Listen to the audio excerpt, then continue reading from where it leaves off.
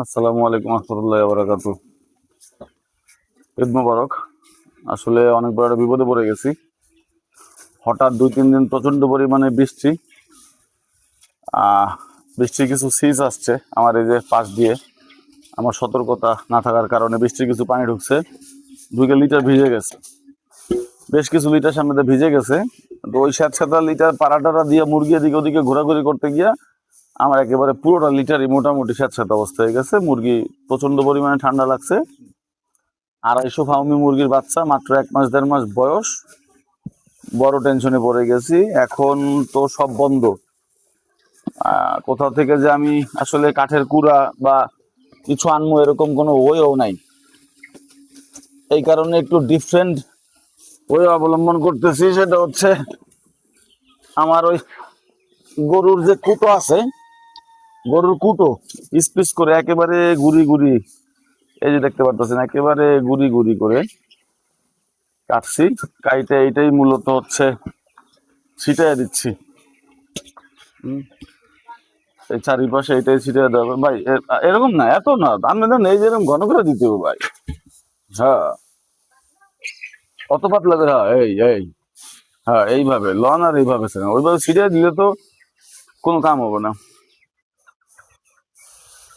দাও দাও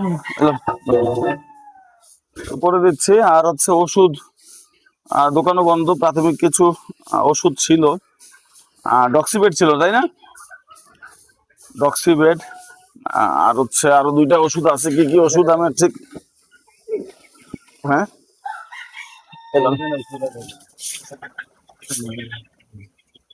দাও। 2-3টা প্রাথমিক ওষুধ ছিল, ওষুধগুলো অ্যাপ্লাই করছি। তো ওষুধ 2 দিন অ্যাপ্লাই করাতে আলহামদুলিল্লাহ কিছুটা সুস্থ, কিছুটা রিকভারি হয়েছে, তবে পুরো না ভাই। এটা মিলিয়ে দেন। হ্যাঁ, এটা এটা একটু সরাই দেন, একদম সরাই দেন।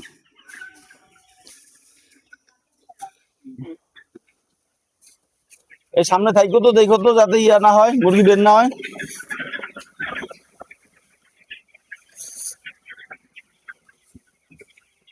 হ্যাঁ, এটা ছড়াই দেন। তো এইভাবে দিয়ে দিতেছি। এতে আসলে ঠিক কতটুকু উপকার হবে আমি জানি না। অভিজ্ঞতা সম্পন্ন কেউ যদি আমার ভিডিও দেখেন তাইলে দয়া করে আমার একটু পরামর্শ দিবেন যে এ থেকে আমি কোনো উপকার পাবো কিনা। তবে মুরগি কিছুটা গরম পাবে, এইটা আমি আসলে প্রাথমিক যে থিঙ্কিং থেকে করছি, যে যেহেতু হচ্ছে খড়কুটো, মুরগি কিছুটা গরম পাবে।